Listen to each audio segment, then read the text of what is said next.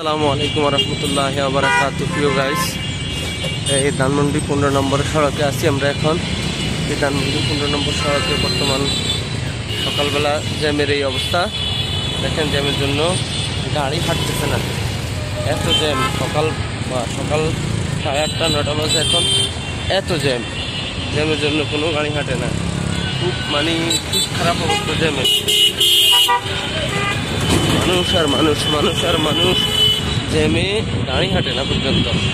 এই হলো আবার ধানমন্ডি 15 নম্বর সড়কের অবস্থা। বলা হয় যে সীমান্তের সামনে দিয়ে রাস্তা এতটা জ্যাম যা বলারও বাইরে। জন্য গাড়ি ঘোড়া হাঁটতেছে না পর্যন্ত।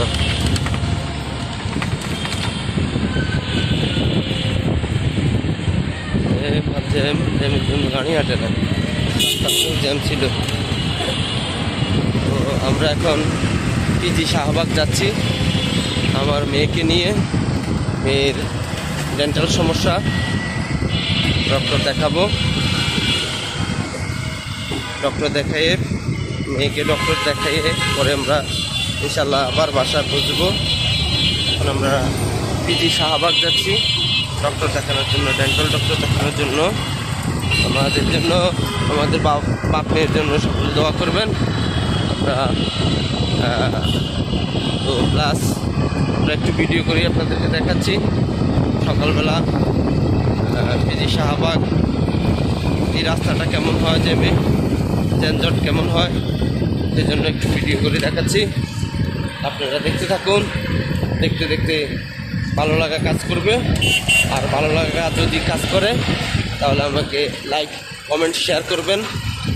আমার ভিডিওগুলো আপনাদের কেমন লাগে আপনারা আমাকে কমেন্ট করে বলবেন।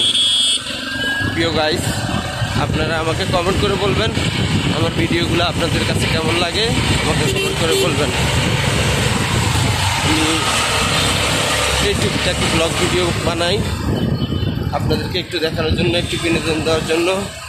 ঢাকা শহরের যানজটের অবস্থা কেমন থাকে সকালবেলা সেটা দেখানোর জন্য। আমরা এখন পপুলারের সামনে আছি, পপুলার ডায়াগনস্টিক সেন্টারের সামনে আছি। আর ঢাকা শহরের বর্তমান জ্যামের অবস্থা সকালবেলা কেমন থাকে জ্যামের অবস্থা। জ্যামের জন্য মানুষ সকালবেলা যেমন জ্যাম থাকে, দুপুরে তেমন জ্যাম থাকে। সকাল দুপুর কোনো একটা টাইম যে জ্যামের জন্য চলা যায় না। শুধু কেবল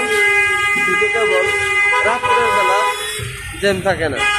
রাত্রে 12টার দিকে, রাত 12টার পরে, রাত 12টার পরে আর জ্যাম থাকে না।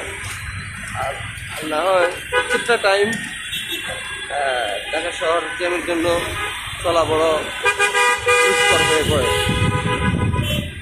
এই হলো